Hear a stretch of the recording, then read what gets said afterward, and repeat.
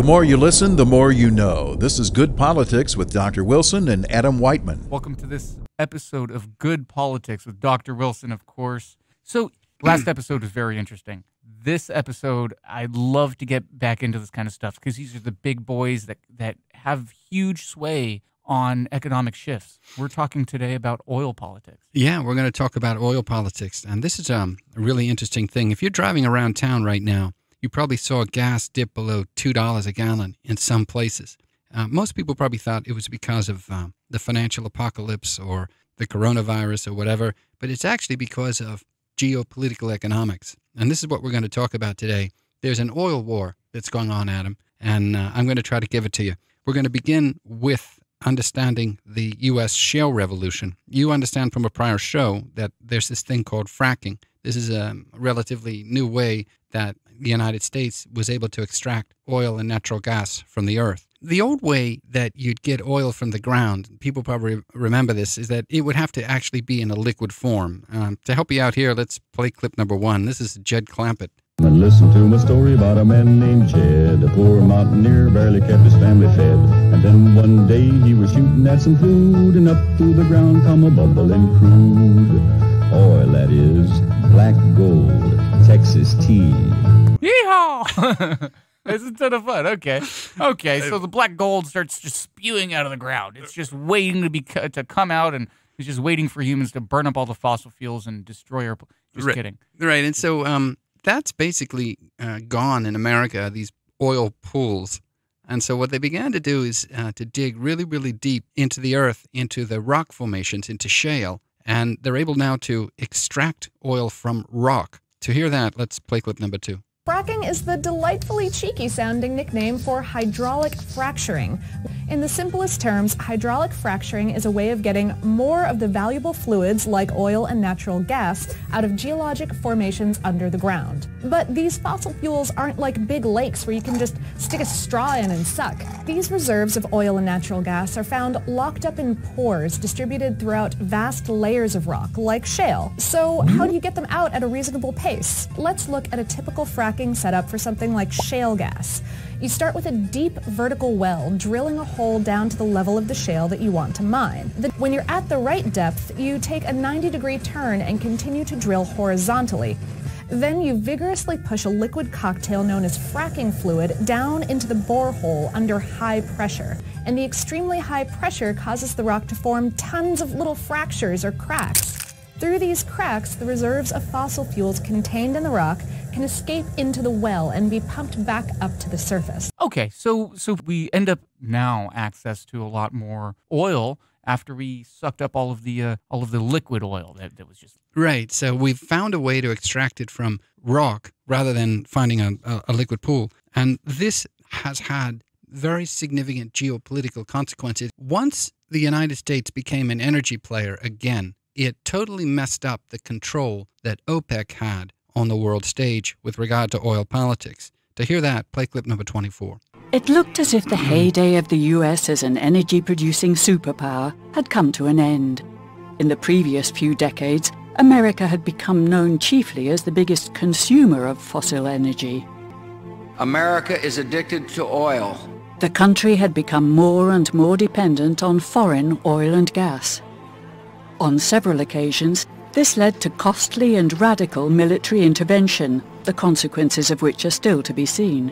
In recent years, a silent revolution has taken place. The shale revolution has opened up a huge reservoir of fossil energy, putting the United States firmly back on the map as an oil and gas producing superpower. This breakthrough on shale turned out to be the biggest energy innovation so far of the 21st century. So we're suddenly not dependent. Does this mean we're taking back the reins, so to speak? One of the things you should notice is that when the United States was energy dependent, that we tended to go off to war in the Middle East, and we tended to do a different kind of war. You know, we got really concerned in the 1990s when Saddam Hussein went into Kuwait and took that country, and we did so because he basically was taking a heck of a lot of oil. And so it used to be that OPEC really could push us around because it could dictate what the price of the oil was. If you constrict the supply, the price goes up. And therefore, each unit of barrel that you're selling now, you're getting a much fatter price. Well, now all of a sudden, that is harder for OPEC to do because now there's so many more non-OPEC suppliers. It's not just the United States, but the United States is a player. Now, what's going on is that in 2014, OPEC tried to confront this problem, and they had two choices. One was to live with it, and the other was to try to fight it. And in 2014, this was the first OPEC price war. OPEC countries tried a radical solution. They wanted to do a price war. They tried to knock the U.S. shale industry out of business. To hear that, play clip number 3. We glutted the gas market first, then we glutted the oil market to the point that we interfered with OPEC's profits. When we interfered with OPEC's profits, they said, well, we got to shut this down. We were taking away some of their customers. So they decided they had to basically go to war with U.S. operators for survival's sake. And so they started pumping out a lot more oil and dropping the price. The idea was shale production, oil shale or shale oil production is very expensive. U.S. producers will not be able to drill any wells at these prices. Production declines very quickly out of these fields, and therefore all we have to do is wait around a couple years. We can outlast the U.S. producers. They're gonna suffer. Prices then will come back up because U.S. shale production will drop, and it didn't happen. The idea of OPEC was just to drop the prices, force all the shale producers out of business, so then they're back in control of the oil. This is a classic play in monopoly politics, where the name of the game is to crush your competitor, so you can be the supplier.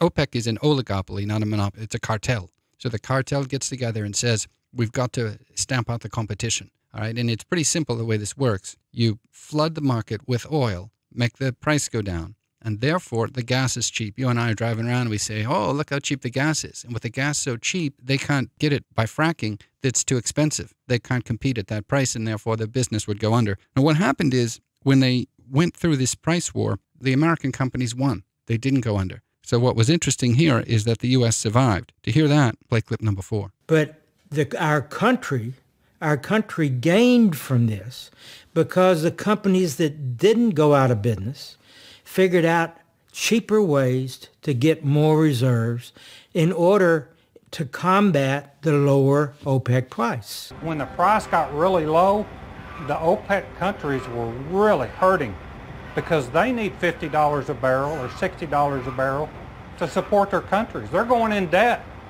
supporting their countries at prices lower than that.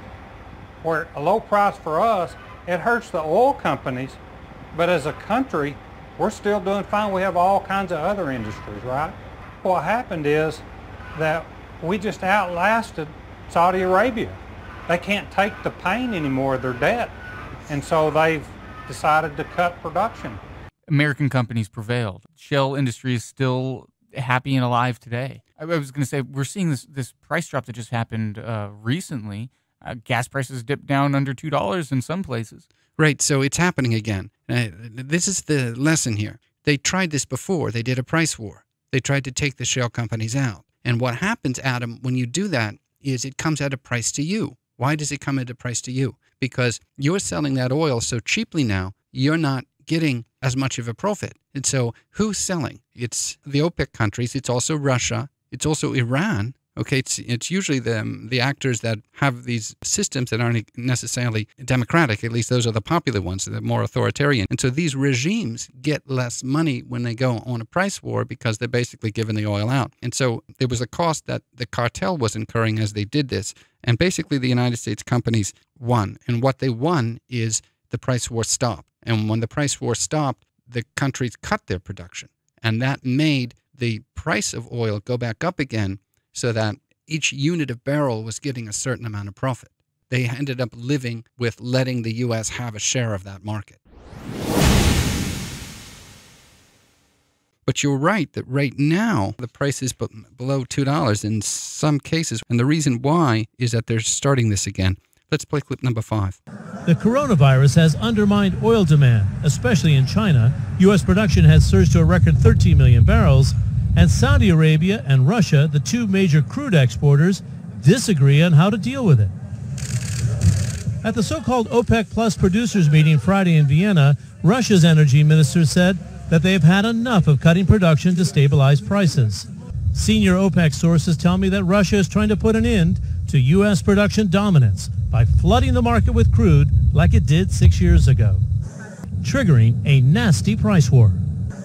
The outcome is similar. After 3 years of more stable prices, we are back where we started, with an oil bear market. Flooding the market with crude oil, but what is really happening behind the scene? You'll notice this time it's Russia doing it. Russia's the one who's doing it. Russia is sick and tired of cutting its production and letting the United States have a presence here. The U.S. is currently producing 13 million barrels. That's a record. Okay, so we're putting 13 million barrels on the market, and the people who lead this industry, OPEC and some of these other suppliers, are generally trying to cut supply, so that'll increase the price. And Russia has had enough of it. Russia is saying they want to start dumping the oil. It says it can withstand a price war, $25 to $30 per barrel for up to 6 to 10 years. And OPEC was saying, look, that's not what our blueprint is here. And Russia apparently was going to act independently of what OPEC was doing, and OPEC therefore tried to counter what Russia was doing by putting in more oil. You keep it this way, if Russia drops its price, everyone will buy Russia, no one will buy Saudi Arabia. And so to stop that, the Saudi Arabian people have to cut their price. How do they cut their price? They ramp up their production. So all this is going on right as the coronavirus and everything is hitting, as demand, travel, air travel, everything is going down. And this is what caused the price of oil to crash. I don't know if we were driving around town. I told you before, the gas prices were really, really low for a while. The one thing I want to do is we've been mentioning dollar barrel figures. You're probably wondering what these are all about. Let me just give this to you now. In the clip we previously played, somebody said if oil is at $50 a barrel, from $50 to $60, there's enough profit to be made there to where U.S. shale industries can be profitable. But right now, Adam, oil is trading only at $35 a barrel. That is really, really, really low. $35 a barrel seems to be a situation where the shale producers are not going to be able to be in a profit, which is why they're already starting to lay off. Already right now, the shale industry is in a layoff situation. I have a news story here. It talks about Diamondback Energy and Parsley Energy immediately announced plans to cut spending and reduce drilling activity. There's an outlook here that says oil should bottom out when the producers begin physically shutting down the wells. So I think we're seeing layoffs, and we're starting to see cutbacks in production. It's something to watch for. One of the things I want to do is play a clip from December before any of this hit. This is an oil forecast for December, clip number 7. There are a couple of things to consider around shale. If there is one group of companies that has shown this enormous tenacity and a resilience to do more with less over the last few years, it's been U.S. shale. It's also the case that if you assume WTI at $55 a barrel, there is simply an awful lot of profitable shale drilling left to be done. But we would still argue that shale can add around about 800,000 barrels a day of growth next year.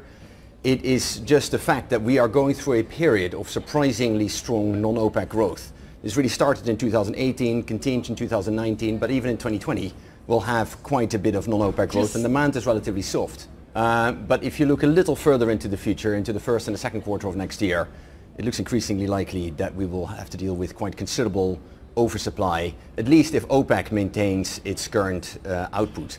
Okay, so the market's just continuing to be flooded and for the foreseeable future. There's still a lot of profitable shale to be drilled. I mean, we can continue on this path. At $55 a barrel. When he was giving that projection in December, that was before all this happened. And that was before the coronavirus. It was before the price war that Russia wanted to launch. Now we're at 40% under that. We're at $35 a barrel. Now listen, the interesting thing about it is that one of the things our competitors misunderstood about the American financial system was the bankruptcy laws. You got to remember, these companies don't just have Chapter 7 bankruptcy, which is destructive, that ends the company. It has something called Chapter 11. And Chapter 11 is where you just reorganize. You start to pay back your debts at a lesser rate. You know, I think even Donald Trump filed that Chapter 11 bankruptcy several times throughout his career. This is a maneuver. I think that was one of the things that allowed these companies to prevail last time they tried this. So right now, what we need to watch for is very simple. Is there anything else you can offer on Chapter 11 and what it does? Yeah, Chapter 11 is a safe haven. It basically says, look, I am in bankruptcy, but I'd like to pay you, and I'd like to pay you at another rate. You get to renegotiate what the payment is. And so if you accept that, then I can get you paid something, and I can come out of bankruptcy and then can live. It's a way to get your debts renegotiated. They're typically stretching out the loan terms or something like that. No, I mean, they're changing the terms of it, yeah. I mean, you're not going to get paid all of your money. You're going to get paid some of it, okay? So there's two different kinds of bankruptcy. You can think of it, the difference between like a felony and a misdemeanor. It's a gradation. You know, Chapter 7 bankruptcy is death. That means that the company is that ceased to exist. Right, it's not paying anything back. Right. Here's what we need to keep our eyes on, because I think this is fundamentally critical. Russia launched this, but in this time it was the Saudis who actually came to our rescue. Now, how did they come to our rescue? Did you follow that? They countered Russia by doing their own overproduction. In other words, Russia's not going to be the one selling that oil. Saudi Arabia is trying to undercut them. So there's actually a fight occurring there. To hear that, let's play clip number 6. Events in Vienna played out like a family fight that spilled right out into the open for observers to see. 3 years of tight collaboration between Vladimir Putin of Russia and King Salman of Saudi Arabia went right up in smoke after a nasty day of prolonged meetings. There was already uncertainty with regards to global oil demand, and now, over the weekend, the Saudis and the Russians created uncertainty with regards to actually increasing supply when everybody thought they were going to decrease supply. After the meeting broke up, OPEC's Secretary General told me their group would not cut unless Russia was part of the mix. We do not take unilateral decisions. Since the declaration of cooperation, we agreed among ourselves to work together, and we have proven that. And there's no need for us to break that tradition. They had a falling out. They broke up. What happened is Russia feels it's not getting enough money. You know, there are these sanctions on it anyway. And it's sick and tired of the fact that the United States now has such a presence in this. And so Russia wanted to adopt a more hostile policy to start a price war. And the OPEC people thought that that wasn't such a good idea. And Russia said they're going to do it anyway. And OPEC came back and said, well, we're going to cut our price then, so you're not going to sell your oil, they're going to buy ours. You know, so everyone started flooding the market. Let's do this. Let's watch for this. You'll have to watch how this is going to play out, whether they back off of this. Keep an eye on what the price is of oil. At $35, that is not going to be good enough. Play clip number 25. And so now the price comes up to 50. I think all the companies in the Permian Basin can make good money at $50 oil. Yeah, if you think about the break-even price for shale on a just blended basis across the United States, prior to the collapse, you might have thought about it as being $80 per barrel. Post-collapse, that break-even cost is around $55 a barrel. That drop from 80 to 55 had a bigger negative impact on OPEC than it did on us. Right. What we need to watch for is 35 is obviously way too low. So you can expect there to be layoffs. You can, if that continues in the shale industry, you can expect those people will probably start asking for a bailout. And you can expect that to happen if that price stays that way. Another thing we should contrast this with is the solution that Bernie Sanders has for all of this. To hear that, play clip number 9. I want to applaud you for standing up to Governor Cuomo and demanding that New York State ban fracking. Bernie Sanders is the only candidate for president who opposes fracking everywhere. Bernie, he can't be bought by them because he's funded by you. I'm Bernie Sanders, and I approve this message. Once again, Bernie Sanders and AOC make history fighting for the people to bring a fracking ban bill to the United States Congress. Woohoo! It's too expensive to extract these fuels. Renewable energy is just cheaper. Wait. That part's not true, is it? I mean, if extracting shale is still competitive at these low prices, maybe not at $35, but at $55, which hurt OPEC too, it might not be all that expensive.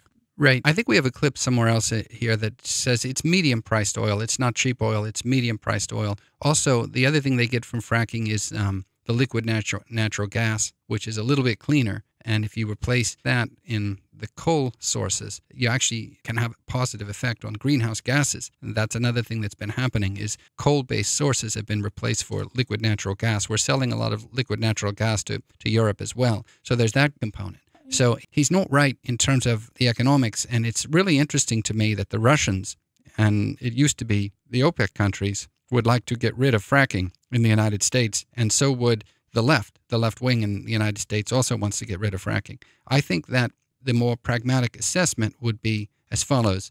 Obviously, this energy revolution really was unbelievable in terms of geopolitical economics and geopolitics in general. I mean, the United States really was able to change the game when it did this. The problem, of course, and the elephant in the room, the thing we haven't talked about, we're always talking economic stuff in this. We haven't done one show on the environment. Now, obviously, there are externalities associated with the fracking. There's been problems. For example, there's been problems with the groundwater. Somebody said that they think that some of the fracking in Oklahoma might have actually made an earthquake come sooner than it otherwise would have. There's something to the fault. And there's also concerns about what this is doing to greenhouse gases and so forth, which is a complicated discussion because of the liquefied natural gas. But basically, the issue is, how do you keep fracking but minimize and pay for the externality? One of the things that companies have been trying to do is come up with these new innovative ways. I didn't want to make this overly complicated, but when they drill now in the ground, they put some kind of steel casing so that they can protect the water. And it's that kind of thing, learning about how to do this, learning where it could be done, learning how to do it safely, making them pay for their externalities, the cost of doing business. That's really the pragmatic way to approach this. The greenhouse gas problem, of course, is another huge problem. That's not an externality. That's a global problem of how we're going to deal with that.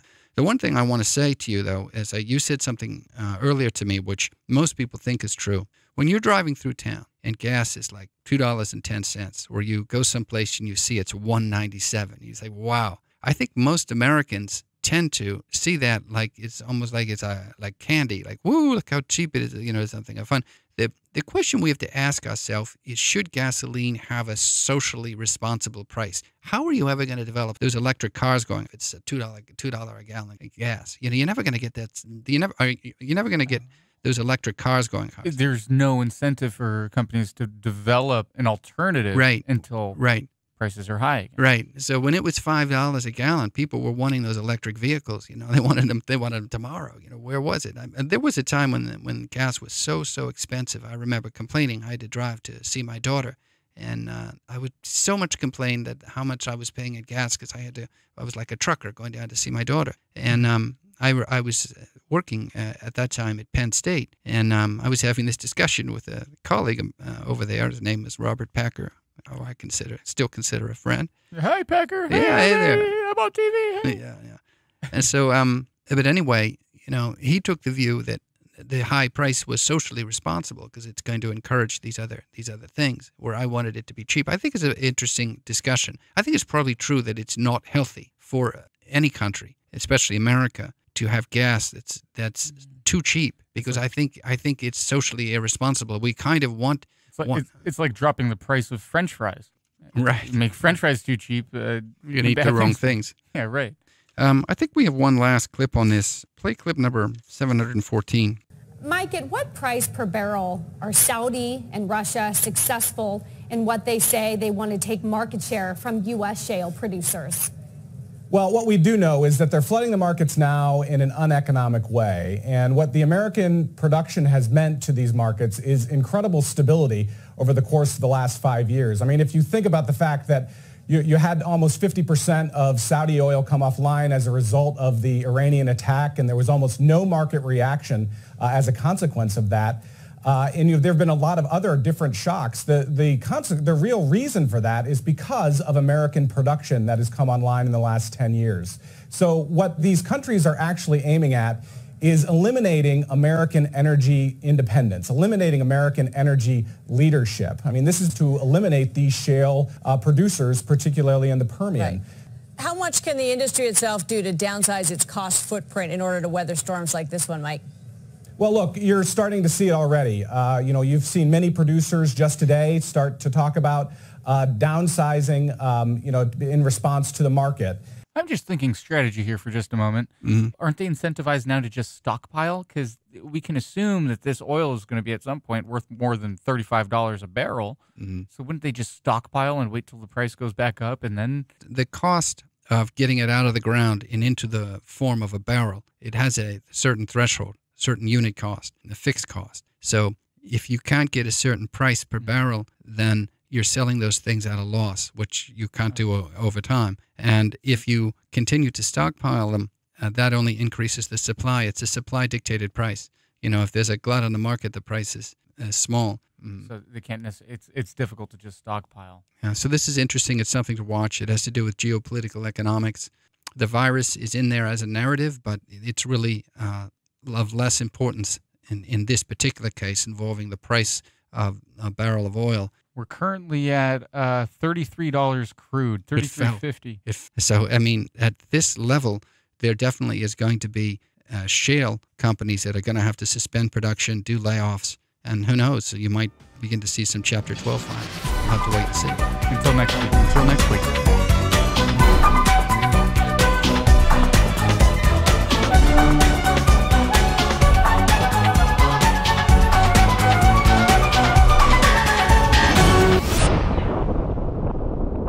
Politics without allegiance. You're listening to Good Politics with Dr. Wilson and Adam Whiteman.